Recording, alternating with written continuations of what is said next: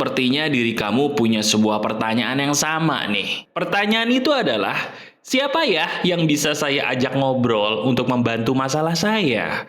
Karena masalah saya ini sudah berat banget dan tidak semua orang memahami apa yang saya rasakan. Betul nggak belakangan ini atau kamu pernah mungkin bertanya seperti itu di dalam hati? Kalau memang iya, berarti video ini adalah petunjuk dari Yang Maha Kuasa dengan kasih sayangnya kepada kamu. Yuk, izinkan saya kembali sebagai sahabat baik kamu di pagar kehidupan untuk memberikan solusi yang seizin Tuhan, insya Allah ini bisa menolong kamu. Yuk kita bahas.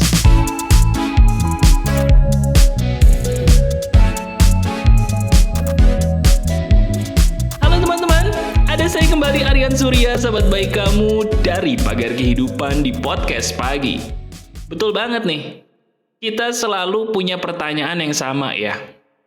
Anggap aja apa yang kamu rasakan itu adalah sebuah perkara yang selama ini nggak ada satupun orang yang ngerti. Saya juga pernah loh di posisi kamu, bener. Pernah kan kita dalam sebuah keadaan udah berusaha menjelaskan ke kiri dan ke kanan, tapi entah kenapa mereka nggak ada satupun yang ngerti gitu ya dengan apa yang kita rasakan.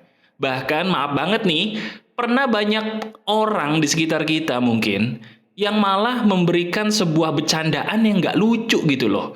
Itu kan masalah aku, itu kan masalah saya. Kenapa dibecandain balik sih? Kok saya malah dibully? Kok saya malah diejek seolah-olah saya ini makhluk lemah? Ah, nyesel saya curhat sama kamu.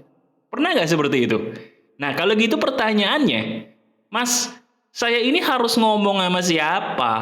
Saya pernah ngomong sama orang salah.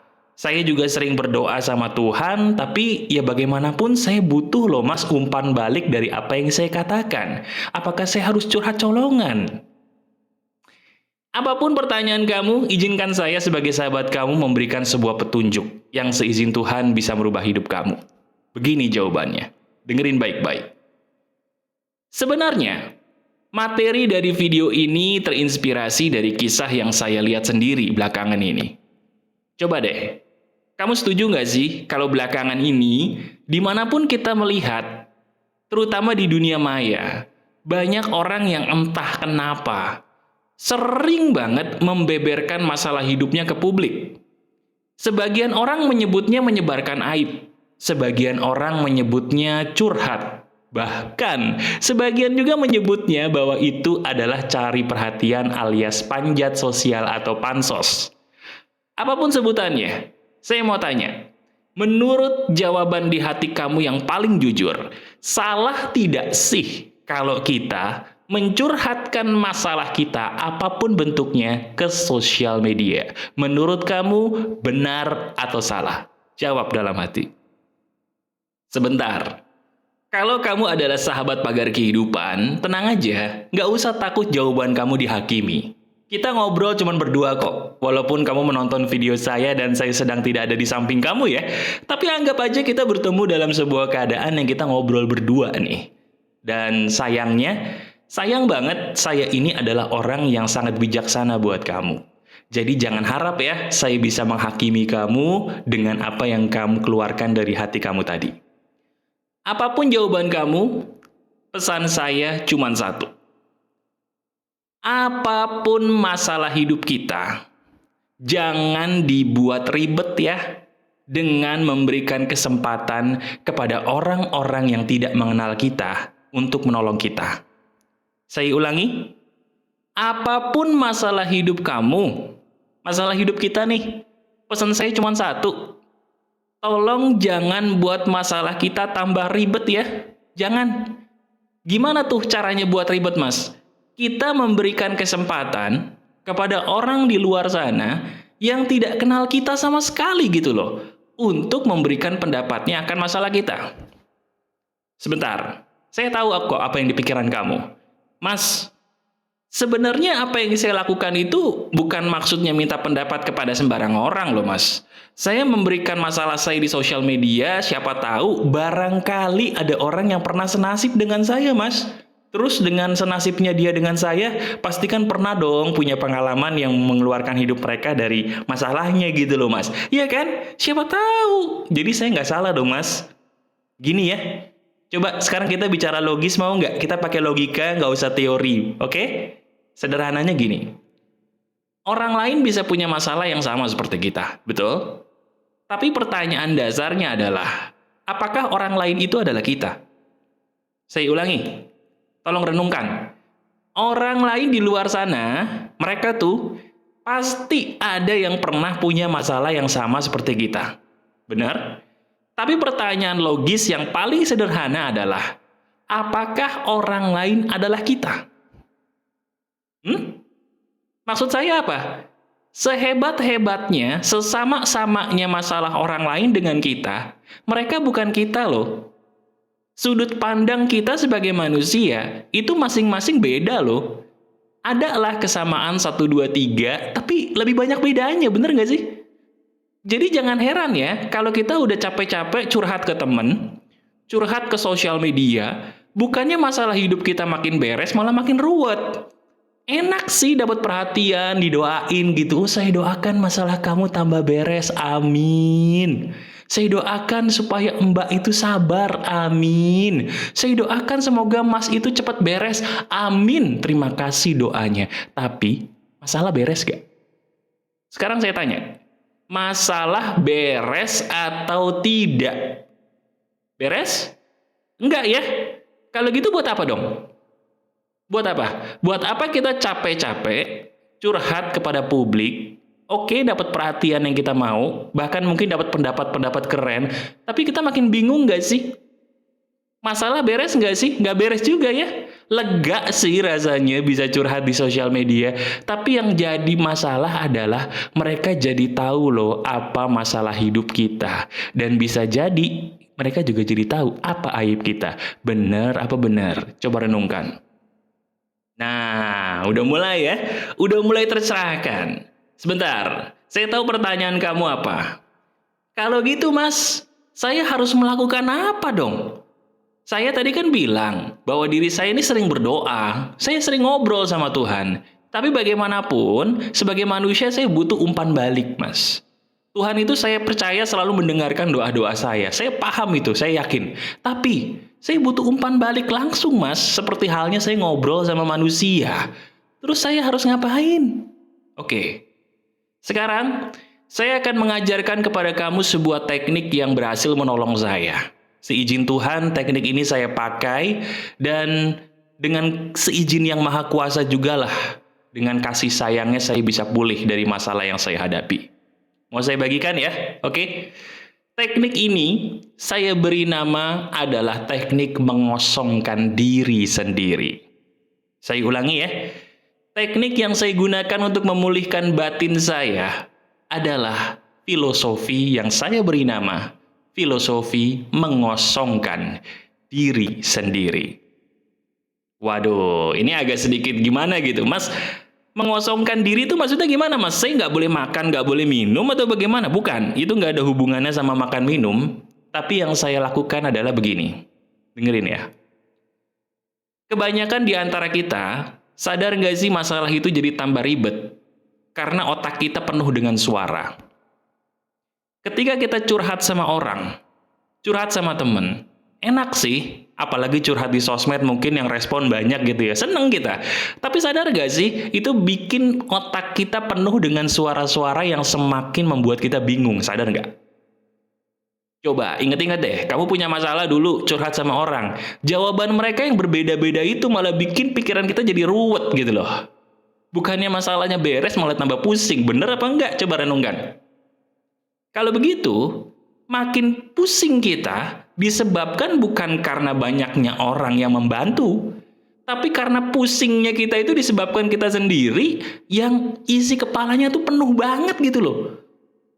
Nah sekarang ayo, daripada pusing, kosongin pikiranmu. Mulai dari mana? Mulai dari belajar untuk diam. Ini loh, manusia zaman sekarang tuh susah banget diem, asli. Mulutnya diem, jarinya kagak diem. Setuju nggak? Dia ngomong aja tuh di jarinya. Ketik ini, ketik itu. Aduh, udah deh. Kalau kita mau tenang jiwanya, sehat batinnya, diem. Diamnya itu bukan diam mulut doang zaman sekarang. jarimu juga dipaksa diam. Maksud saya, ketika lagi ada masalah, tutup matamu, kemudian kamu hening. Taruh tuh handphone, taruh tuh gadget, kamu hening sehening-heningnya. Biarkan suara di kepalamu tuh yang berisik, kamu dengerin aja. Entar lama-lama suaranya tuh bakal sepi sendiri.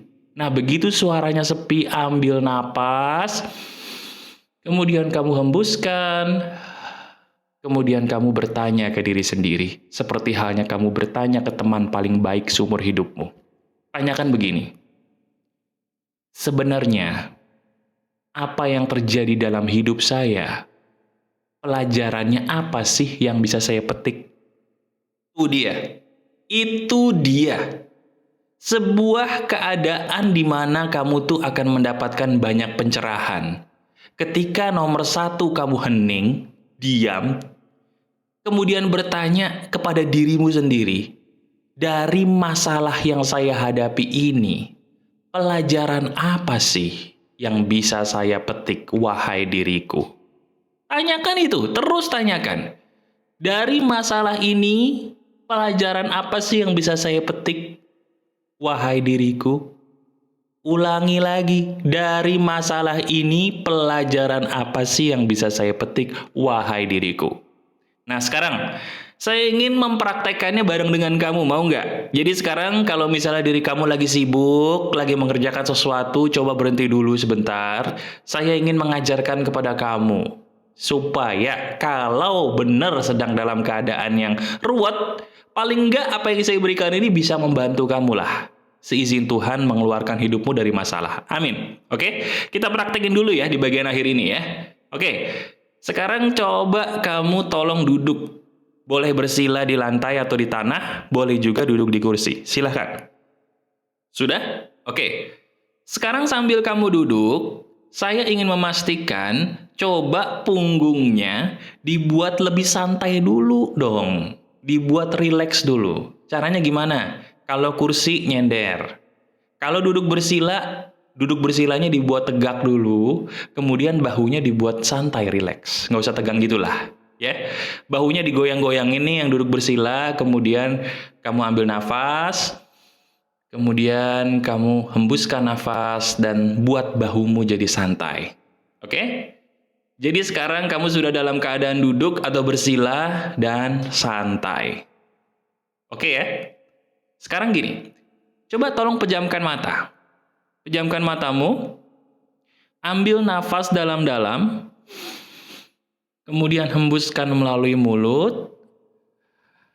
Nah, sambil kamu terus memejamkan mata, sekarang coba pikirkan masalah hidup apa sih yang sedang paling mengganggu dalam hidupmu belakangan ini. Pikirin itu.